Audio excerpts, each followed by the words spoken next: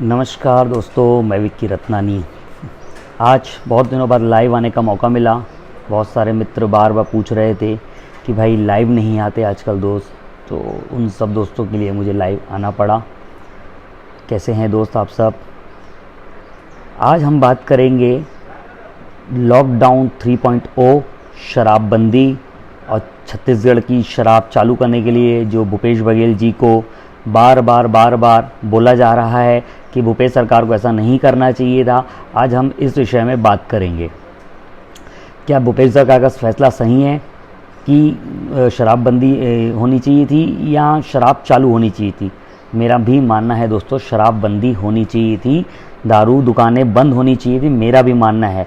मैं भी चाहता था शराब की दुकानें नहीं खोलनी चाहिए, लोगों को तकलीफ जाएगी, लोग खाने के लिए यहाँ पर तकलीफ़ में है, लोग ज़बरदस्ती के पैसे को कहीं से भी अरेंज करके शराब लेंगे और गलती करेंगे। मेरा भी मानना है, मैं भी आप लोगों के साथ हूँ, शराबबंदी होनी चाहिए।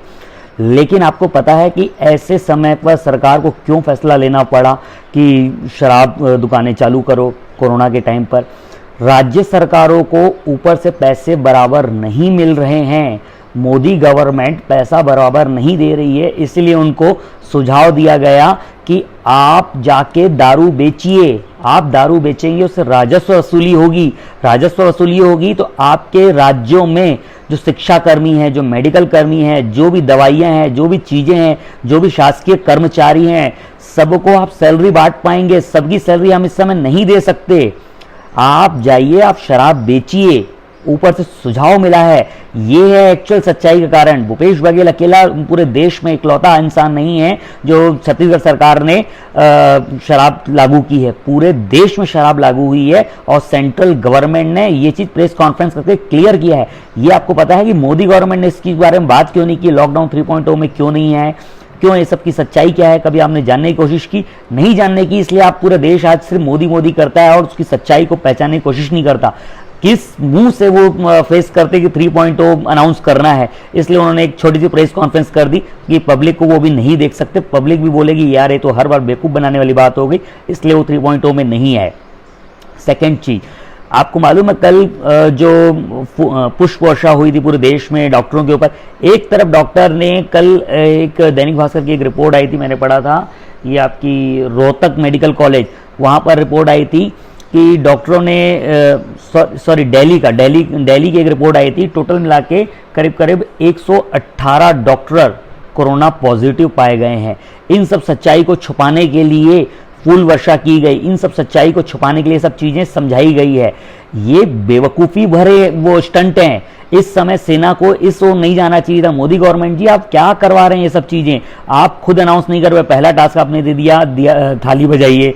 दूसरा टास्क दे दिया, दिया जलाइए। तीसरा टास्क आप खुद नहीं दे पाए। आपको मालूम था पब्लिक भड़केगी, इसलिए आपने सेना प्रमुख कर दिया। सेना प्रमुख आएंगे तो उनको पब्लिक कुछ बोल नहीं पाएगी। सेना पे सवाल हो जाएगा, देश का गद्दार है, सेना पे उंगली उठा रहा है। कोई सेना पे उंगली नहीं उठा रहा है, हम मोदी गवर्नमेंट उंगली उठा रहे हैं कि आपके फैसले और आपकी प्रायोरिटी क्या है। इस समय अगर आप राज्य सरकार को भरपूर पैसे देंगे तो शराब नहीं खोलेंगे, शराब की दुकानें चालू नहीं करेंगी।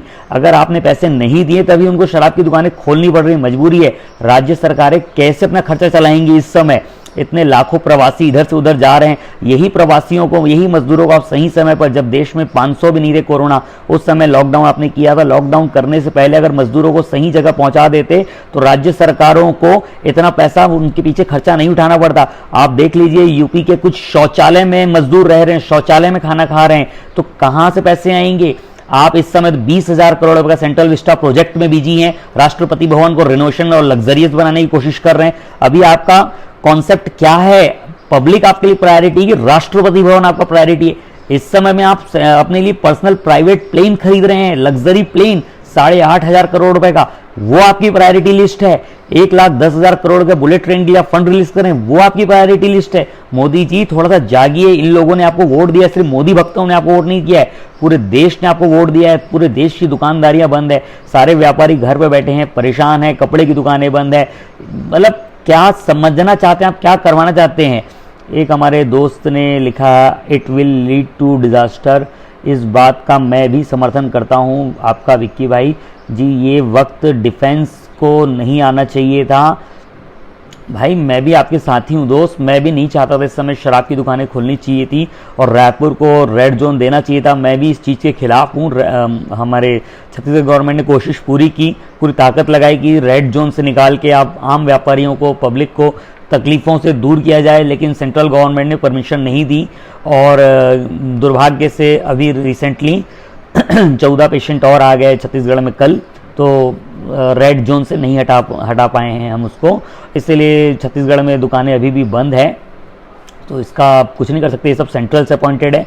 और यहाँ के छत्तीसगढ़ गवर्नमेंट ने एकदम क्लियर शब्दों में बात की है कि भैया सेंट्रल को एक बार हमसे बात कर लेनी चाहिए थी कि किसको रेड जोन देना है, किसको ग्रीन जोन देना है। सेंट्रल हेल्थ मिनिस्टर की लगता है हेल्थ ठीक नहीं है, उन्होंने छत्तीसगढ़ राज्य से बात किए बिना छत्तीसगढ़ में रेड जोन कर दिया। तो हमारे रोहित भाई भी आ गए हैं, रोहित सिंह जी जय हिंद, विकी भाई जय हिंद, रोहित भैया जय हिंद, जय भारत, जय छत्तीसगढ़। दोस्तों आपको ये चीज़ एक बार सच में जानना चाहिए, आप किसी की बातों में ना आए, आप खुद अपनी मोबाइल उठा के गूगल करें, फैक्ट चेक करें कि मोदी जी ने ऑर्डर क्यों दिया शराब की दुकानों का। उसके बावजूद बेवकूफ लोग राज्य सरकार को गालियां दे रहे हैं। सच्चाई यही है भाई, मोदी गवर्नमेंट पैसा नहीं दे पा रही है, मोदी गवर्नमेंट ऐशो आराम में पूरी बिजी है। इसलिए सेंट्रल गवर्नमेंट ने दारू का आदेश जारी किया ताकि राज्य सरकारें जाएं अपने शराब बेचें और खुद बदनाम भी हो। एक तीर से दो निशाने हो जाएंगी, राज्य सरकार शराब बेच के बदनाम होंगी और मोदी गवर्नमेंट हिडन हो जाएगी। अरे भैया कैसे करें, आप मोदी गवर्नमेंट को आवाज लगाओ, आप चिट्ठी लिखो, मोदी गवर्नमेंट को ट्वीट करो, मेल करो। ये मूर्खतापूर्ण संदेश था।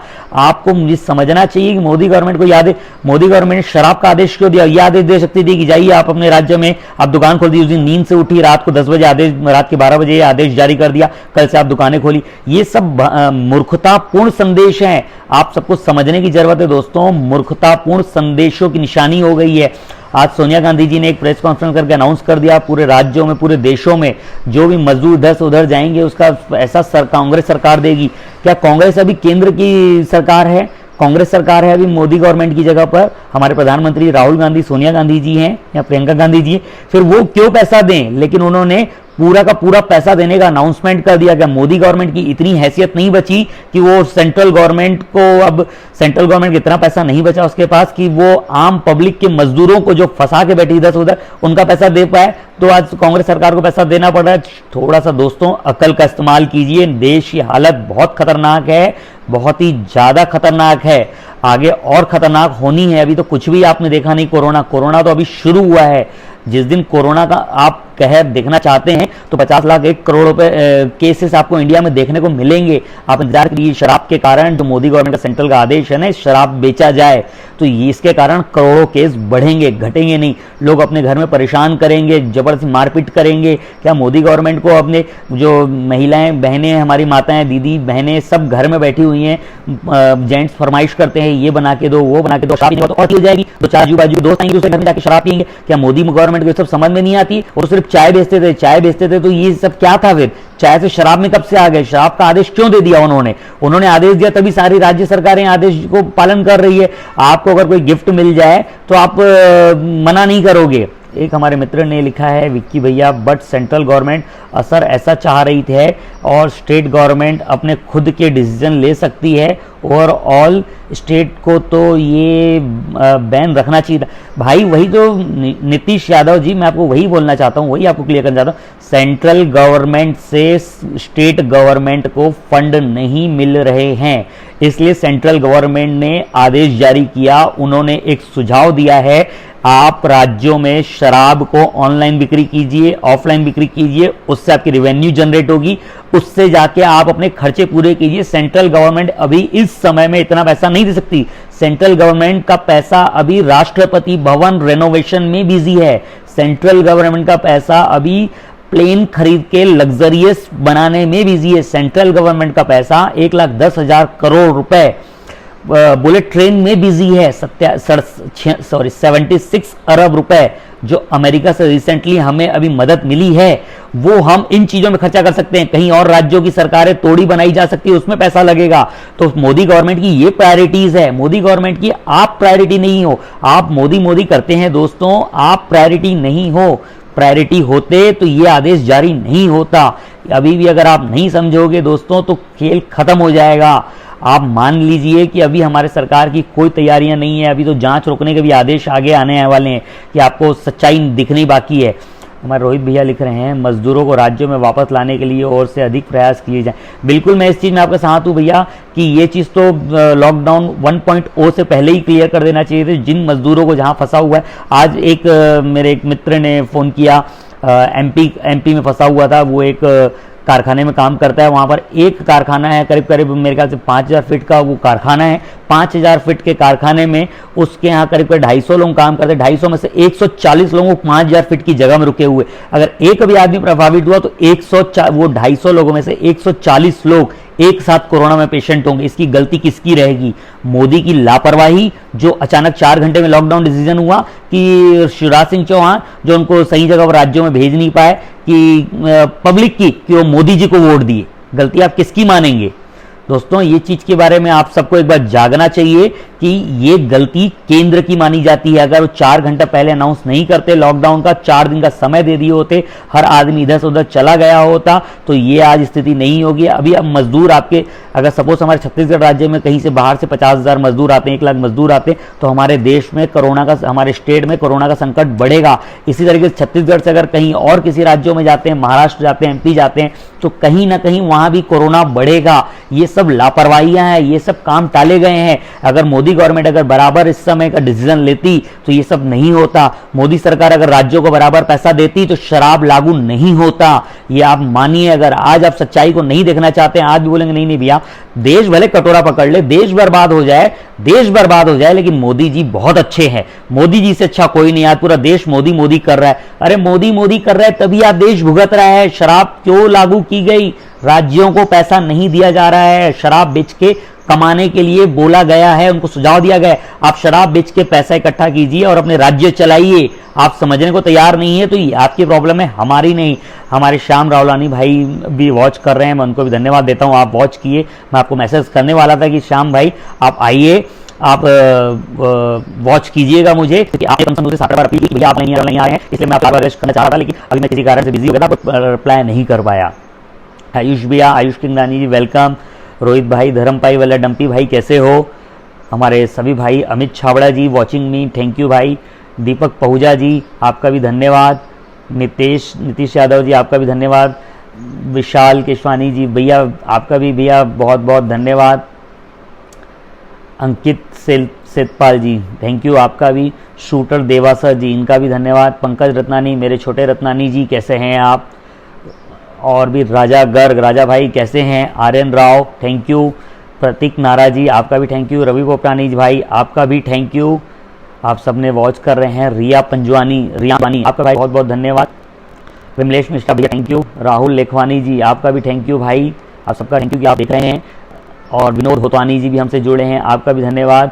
नीतीश यादव जी फिर से लिखे, प्राइवेट सेक्रेटरी में सैलरी नहीं दे रही है, प्राइवेट सेक्रेटरी में सैलरी नहीं दे रही है कंपनी, बट गवर्नमेंट एम्प्लॉय को भी थोड़ा सा सेक्रीफाइस करना पड़ेगा, इस के लिए थोड़ा करना चाहिए थोड़ा सा। हाँ भैया बिल्कुल ठीक बोल रहे हैं, गवर्नमेंट के एम्प्लॉयज को भी सैलरी के लिए थोड़ा सा वेट करना चाहिए। बिल्कुल आपका आदेश सही है, लेकिन अगर कोई भी राज्य आदेश जारी कर देगी ना तो सारी उंगली सरकार उठेगी कि राज्य सरकार ने रोक देने नियम से। तो ये मोदी को अनाउंस करा 3.0 में मोदी जी ने आपको फेस इसलिए नहीं किया, वो किस मुंह से देश के सामने आएंगे, क्योंकि उनको भी मालूम है उनकी तैयारियां नहीं है, सिर्फ अभी तक देश को सिर्फ बेवकूफ बनाया जा रहा है। ये वो भी समझते हैं कि किस मुंह से फेस करेंगे। इसीलिए कल सेना प्रमुख को बोला गया आप प्रेस कॉन्फ्रेंस करके आप पुष्प वर्षा कीजिए। इधर से आपके मजदूर 1 मई मजदूर दिवस के दिन मजदूर टैंकरों से निकल रहे हैं, ये हमारे देश की स्थिति है। सेना प्रमुख जी अनाउंस करेंगे पुष्प वर्षा की जाए, जो पुष्प कॉम्प्लेक्स के ऊपर गिर रहे हैं, जो पुष्प टंकियों के ऊपर गिर रहे हैं, जो पुष्प तालाबों में गिर रहे हैं, लेकिन डॉक्टरों को गिर नहीं रहे हैं। इस पुष्प वर्षा का क्या काम था? उससे अच्छा आप प्रैक्टिकली सेना को बोला जाता कि आप डॉक्टर हॉस्पिटल में जाकर उनका पुष्प स्वागत कीजिए, धन्यवाद दीजिए और सबको नमन कीजिए। हम सेना को भी धन्यवाद करते हैं और हम डॉक्टरों को भी धन्यवाद करते हैं। जय जवान जय किसान जो बोला जाता था ना, आज जय जवान जय किसान जय विज्ञान हो चुका है। आज जवान नहीं होते तो हमारी रक्षा नहीं होती, आज किसान नहीं होते तो हम अपने घर पे बिना खाना जिंदा नहीं रह पाते, और विज्ञान नहीं होता तो डॉक्टर हमारा इलाज करके हमको कोरोना मुक्त नहीं किए जाते। आज जय जवान जय किसान जय विज्ञान को मैं फिर से प्रणाम करता हूँ और धन्यवाद करता हूँ कि आज उनके बदौलत हम जिंदा हैं। हम जवाहरलाल नेहरू का भी धन्यवाद करता हूँ जिन्होंने बड़ी विज्ञान का धन्यवाद है। हमारे दो दोस्त और जो हैं, आशीष सुनानी जी आपका भी welcome, thank you. Vicky Tandon ji भाई कैसे हो? आप भी धनबाद बलेचा किराना से अन्य दुकानों से उठकर शराब दुकानें 8 से 7 बजे तक के आश्रम से ज्यादा शराब बिल्कुल रेट पर मोदी को ट्वीट कीजिए कि आपने शराब परमिशन दी क्यों, आपने दी तो उसको गलत रहेंगे। आप बताओ हमें की अगर इलाके के सही तो वो रेट करेगा यूज करेगा सब आप लोग ज्ञान भाई ऐसे मतलब करना नहीं कैसे है।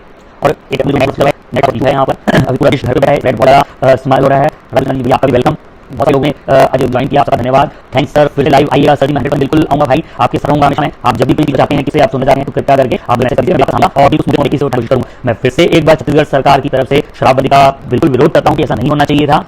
बिल्कुल ऐसा 100% मेरा भी मानना है कि शराबबंदी होनी चाहिए और मोदी गवर्नमेंट वैसा आदेश नहीं जारी करना है। मोदी सरकार को ये डिसाइड करना चाहिए कि प्रायोरिटी लिस्ट पब्लिक है या प्रायोरिटी लिस्ट ऐसा आराम है। फिर से एक बार सबको धन्यवाद। फिर आप अगर मुझसे चाहते हो कि किसी टॉपिक में बात करूँ तो कृपया करके जमाइएगा और बेस्ट हो सके तो ज्वाइन कीजिएगा, तो आपको मैं आगे फिर से